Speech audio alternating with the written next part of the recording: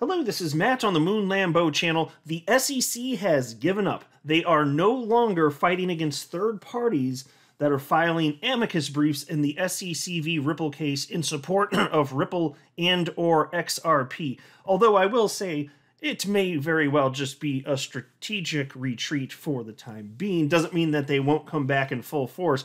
In fact, I have a I have a suspicion that the next amicus brief that's filed, if it's the one I think it is, then they're probably going to come out of swinging. We'll see. Also, I want to share with you comments from Attorney John Deaton, who's warning that the work that we collectively as an XRP community have been doing for almost 2 years at this point in uncovering all the improprieties that are the backdrop of the SEC v. Ripple case, John Deaton's warning that all of that stuff that we as a community have been working to uncover and spread the news of, that is now being used against us and against the entire crypto asset class.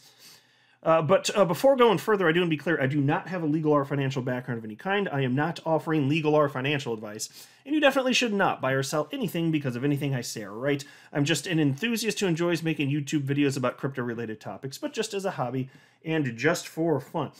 All right, so here's the latest in the SEC v. Ripple case, and this was shared by James K. Filan, who, of course, is an attorney and a member of the XRP community, and he wrote the following. The SEC takes no position on the motions to file amicus briefs by the Investor Choice Advocates Network and Spend the Bits Inc., but requests that it be able to respond in its reply brief the support of the SEC's motion for summary judgment. So they still, it's not that we're not necessarily going to hear anything on these topics, but you may recall for the previous amicus briefs that have been filed, for example, there was iRemit, that customer of Ripple. There was TapJets, which is utilizing XRP as payment because that's a company that charters private jets, and you can't have 24/7 payment in that in that world because they have what's called the Friday nights problem, where outside of regular business hours, which again typically Monday through Friday, what is it, 8 to 5 p.m. typically, whatever it may be, somewhere there about.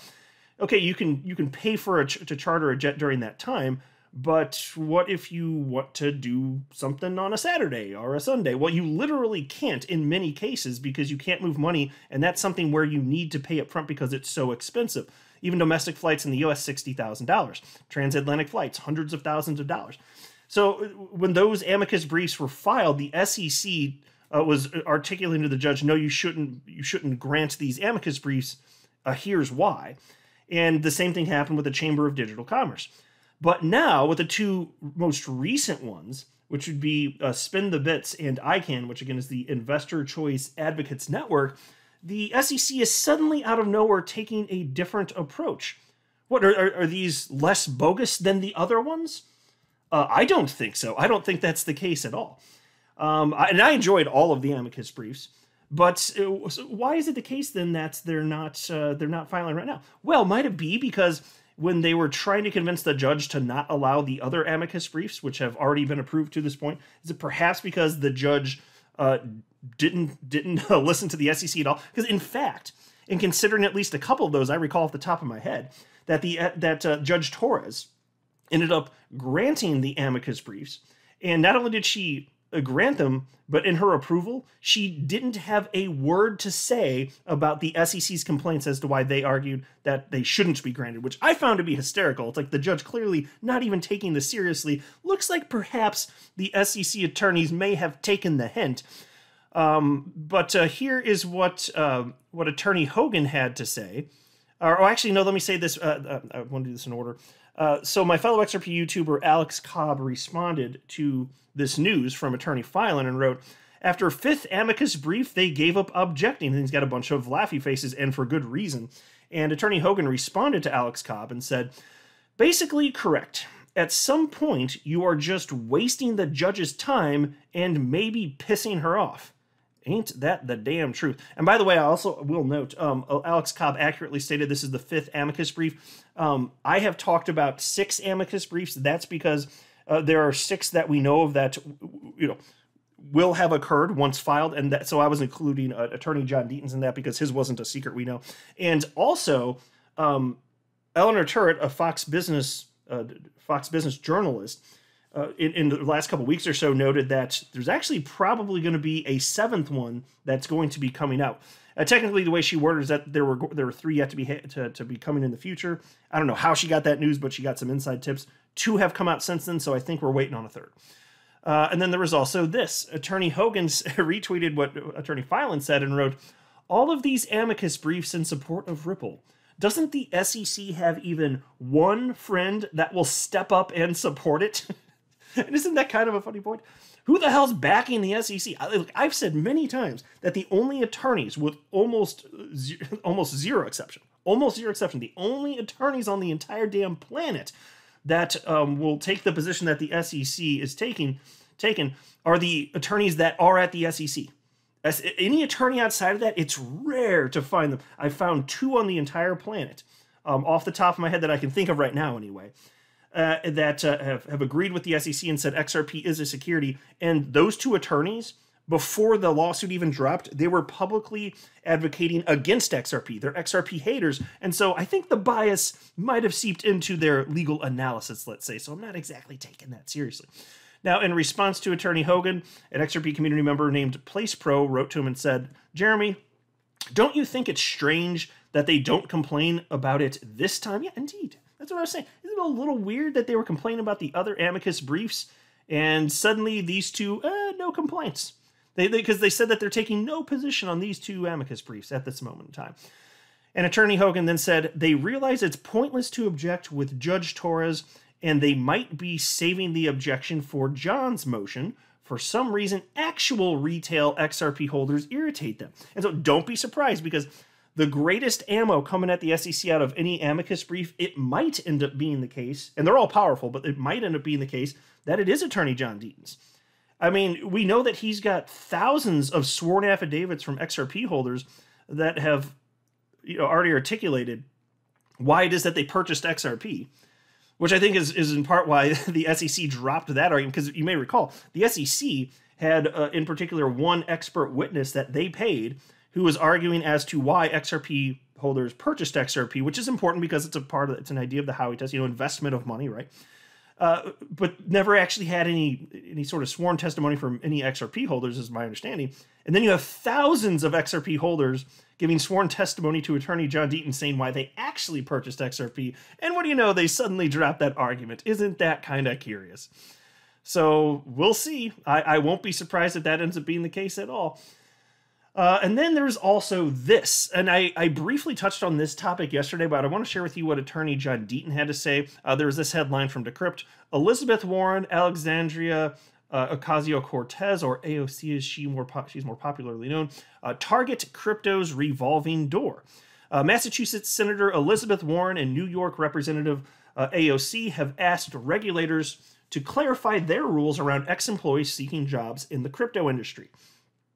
The letters, published by news site Punchbowl, were sent to the heads of 7 agencies, including the 2 main regulators with responsibility for crypto, the SEC and the Commodity Futures Trading Commission, or CFTC for short.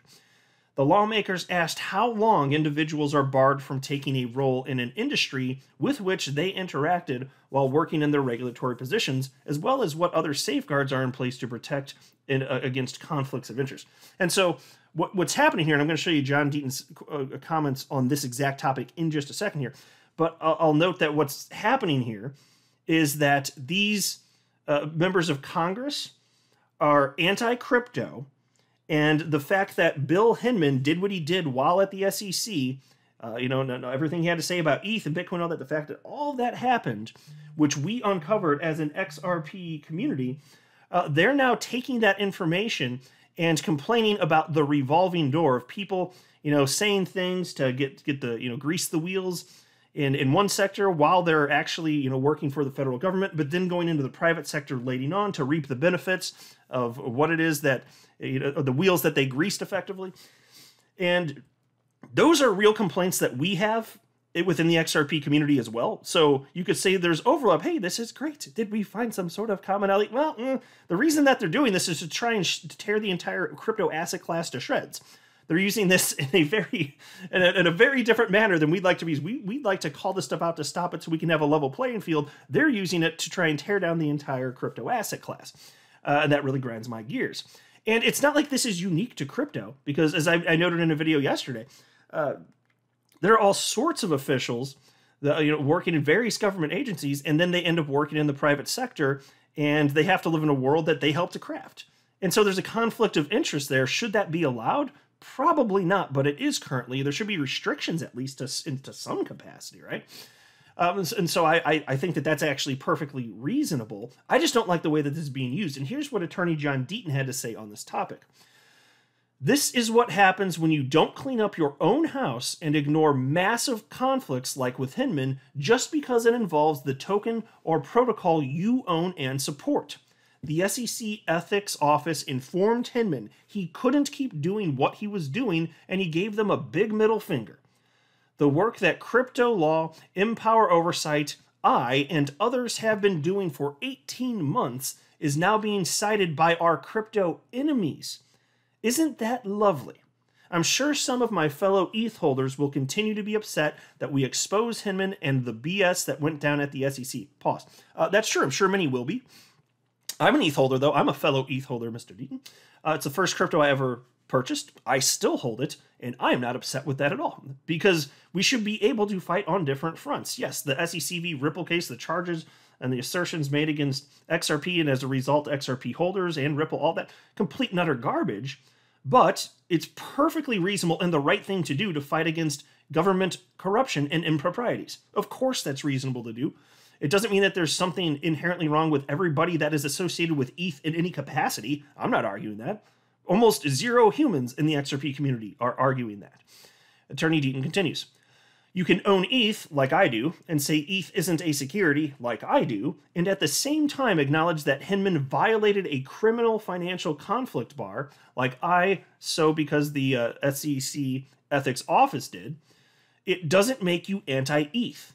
If we don't clean up our own house, our enemies will, and we won't like their version of cleanliness because their version is to burn the effing thing down.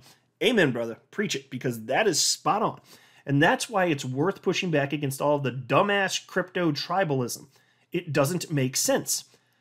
Ripple gets attacked, XRP holders get attacked, and most participants in the crypto space either gloating about it or they remain silent.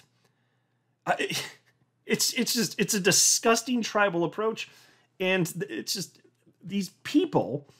They at the time, more and more people are getting it now, but certainly at the time they didn't realize. Oh, but they might come for us next. Oh, yeah, you think? Completely ridiculous. I'm not a financial advisor. You should not buy or sell anything because of anything I say or write. That would be a very, very, very bad idea. Until next time, to the moon, Lambo.